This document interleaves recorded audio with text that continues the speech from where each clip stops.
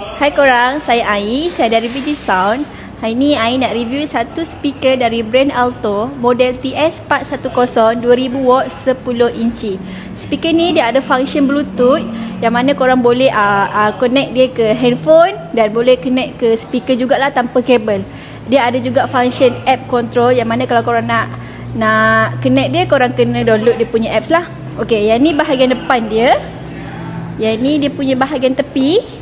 Yang ni dia punya bahagian belakang. Okey, jom kita review lagi dekat lagi. Okey, korang tengok kat sini. Yang ni lah dia punya channel 1, channel 2 untuk input. Yang ni untuk output. Yang ni pilihan untuk line atau mic. Yang ni dia punya volume channel 1, volume channel 2. Yang ni dia punya volume untuk Bluetooth lah. Yang ni cara pair untuk ke Bluetooth handphone. Korang tekan dalam 3 saat, nanti dia akan connect lah.